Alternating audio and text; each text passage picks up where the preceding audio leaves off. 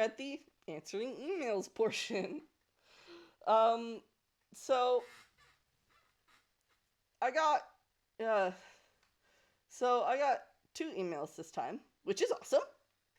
If you want to ask me a question or need some advice, feel free to email me. My email is in the description.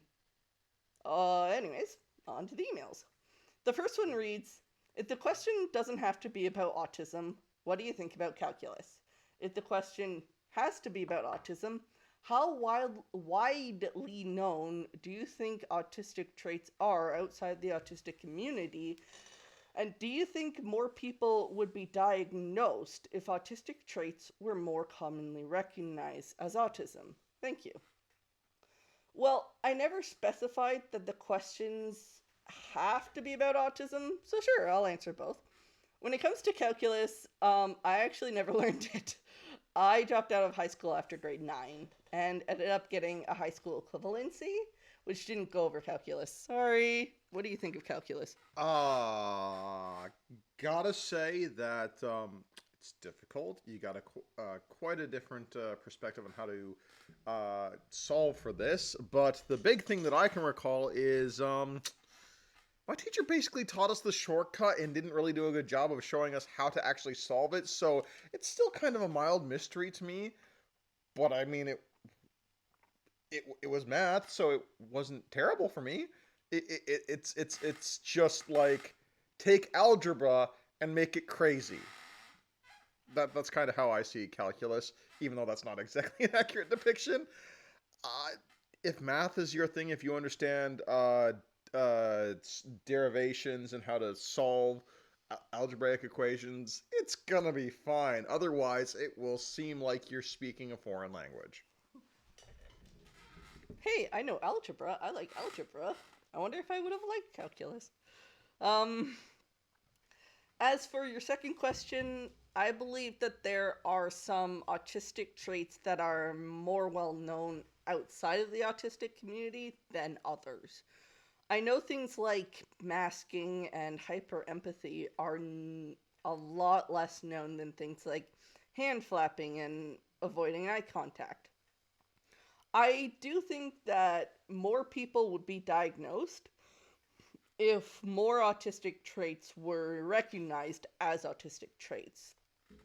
There are so many people who have trouble getting diagnosed because the traits that they do display are less known even by medical professionals. You can't be autistic, you can maintain eye contact. You can't be autistic, you can hold the conversation. The lesser known traits go unnoticed. But if you suspect that you're autistic, people are more than willing to tell you which of the more common traits you don't have.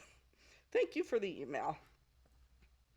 Um, oh no, I've walked into I apologize, B. math. Hi, B Fox. Yeah, you came in at a weird time. um, as for the second question, it goes, I want to know what repetitive motion is. I hear it a lot, but I'm not sure what it is. Is it stimming, walking in circles, or thinking the same things constantly? Thank you for reading. So, repetitive motion is specifically stimming. It's repeating the same motion over and over. Repetitive motion is what's called a lower order repetitive behavior. There are two types of repetitive behaviors: lower order repetitive behaviors and higher order repetitive behaviors. Lower order repetitive behaviors are things such as walking in circles, hand flapping, rocking, and vocalizations such as grunting, clicking your tongue, or repeating certain words or phrases. It's stimming. Higher order repetitive behaviors are things such as thinking the same things, routines, rituals, hyperfixations, and just the desire for sameness.